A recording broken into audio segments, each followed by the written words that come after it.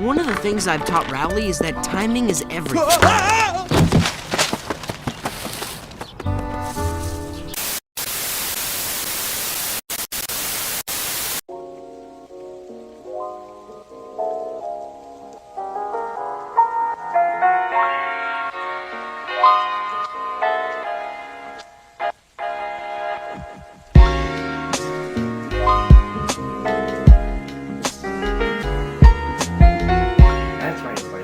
JetpackRetro.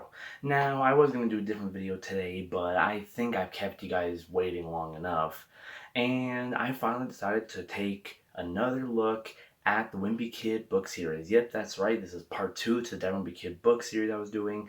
I was going to do favorite Wimpy Kid books next, but that list is much bigger and there's more to say there. So I decided, you know what, we'll save that for another time. And today, also, a shout out to a comment I got on the last video. We are going to take a look at all the Wimpy Kid spin-off books today. That's right, we're going to be covering all of them, down to the Rowleys, to the other options, to the... Oh, what the fuck?!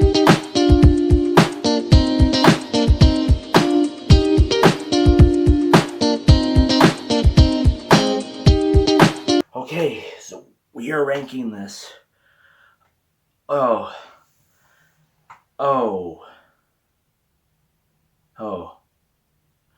Worst to best. Okay, so, at the bottom, well, due to how many spinoffs there are, and due to when I threw in, we only have 4, so at the bottom of the list is the Wimpy Kid Movie Diary. Except this is the special edition where it comes with all three of the only good Wimpy Kid movies that exist. This book is an amazing telling of that movie, the production, the way it was put up together, hell, even the actors themselves and how they had to build a chemistry, how they had to work with each other, and even how this kid who plays Greg in the movie and the one who plays Rowley, what they even had to do to even get the part to begin with. It's a really good book that grabs the story of how the movie was made and mixes it together with the writing and style of a Diary of a Wimpy Kid book. It's a Diary of a Wimpy Kid book made just to tell the story of the film's production. It gives you such good insight on it, such good storytelling on it.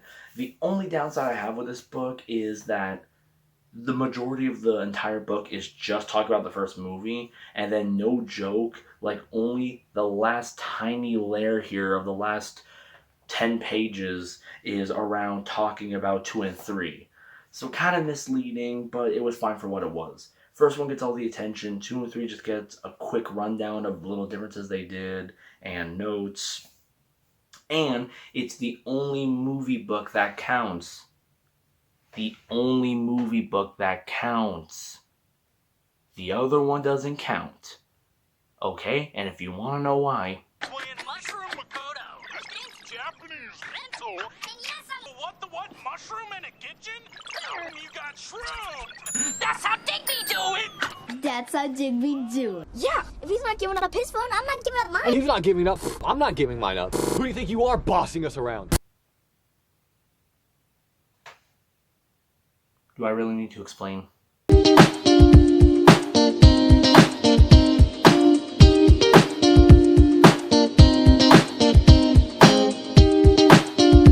Alright, now it's time for number 3 of ranking the spin-off books. Remember, worst to best.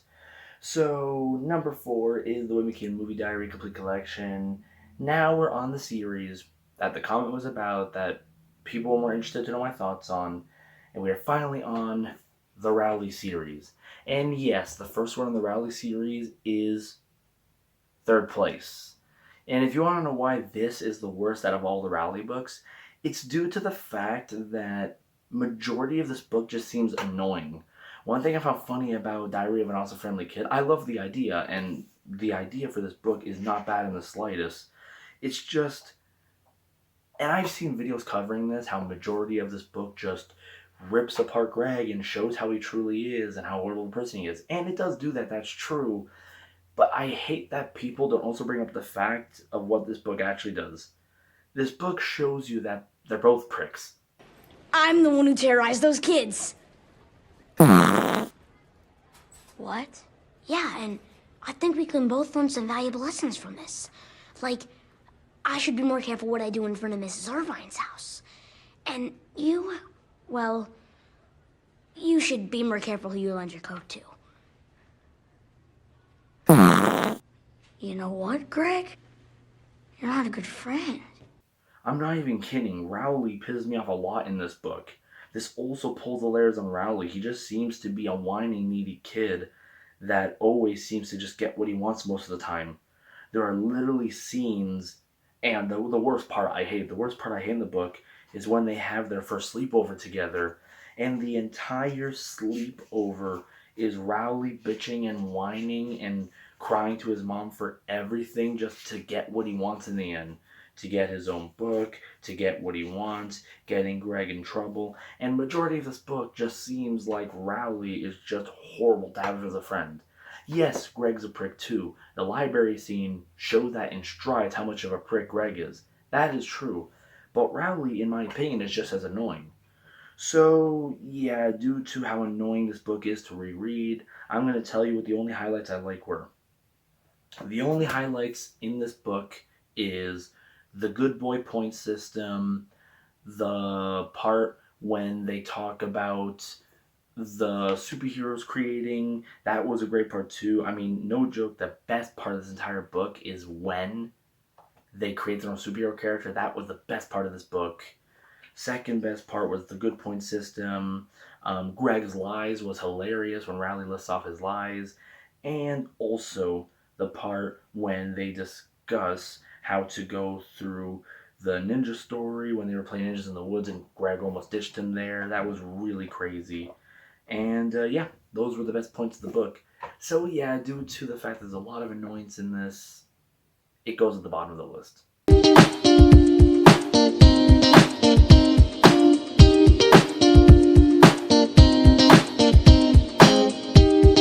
Alright, number 2. Let's see what the second best book in this Rowley series is so far. Second best book in the series is this one I was the most excited for, because if you know me, I love anthologies.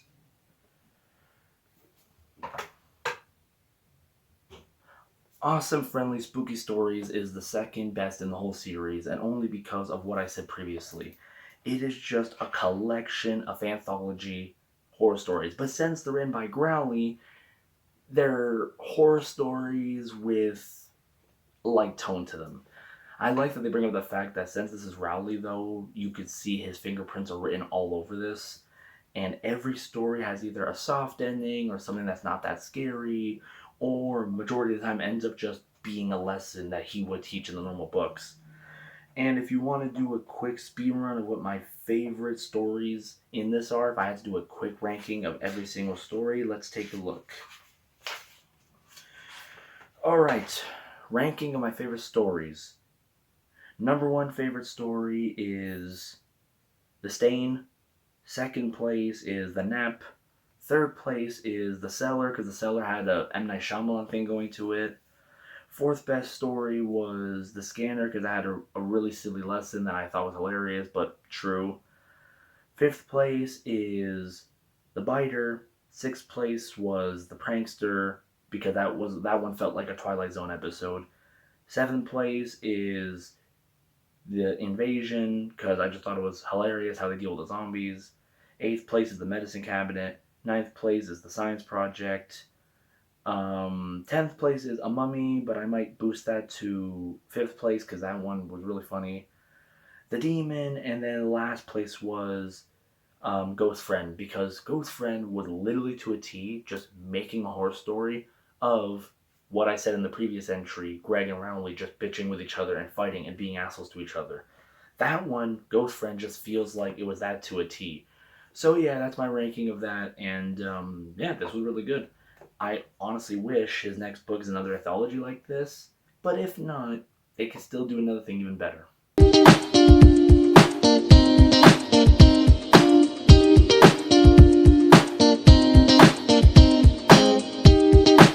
Oh yes, if you're familiar with the books, then this should be obvious to you what number 1 is. Number one is Awesome Friendly Adventure. This one is number one only because I was genuinely shocked with how good of a book this was. And what makes it so good to me is the way it's written. It literally is, like, look, it even comes with a map of the world they explore in this fantasy realm Rowley creates, which I remember when I first got this book also looking at this map so many times. It's just amazing. How old is this milk? It literally is, hey, Jeff Kinney wants to do his own Lord of the Rings story, but through the lens of Rowley, because that would make it more funny. But what really makes this book so good to me is the fact that it's literally Rowley writing a book while at the same time getting editor notes and production notes from Greg.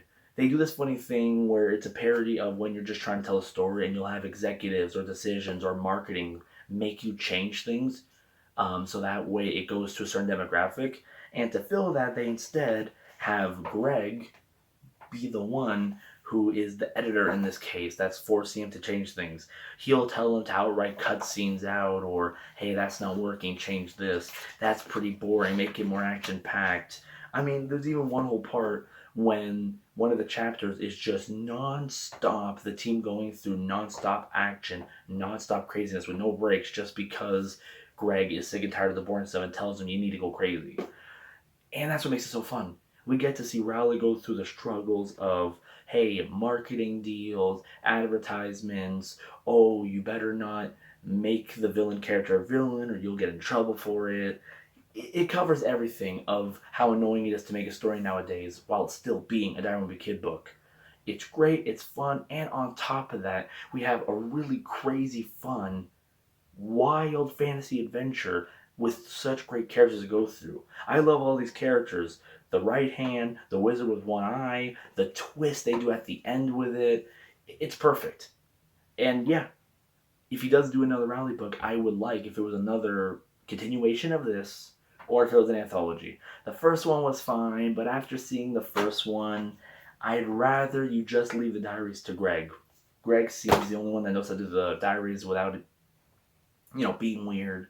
So my thoughts, this is the number one best one because just the fact that we get a whole adventure, a whole world, and brand new characters with a funny plot of the bullshit of trying to write a story and marketing thrown in makes it the best of the whole series. So there you guys go. That was my ranking of all the Wimpy Kid spin-off books. Hope that was enjoyable, and I promise next one we will be covering my top 7 best Wimpy Kid books.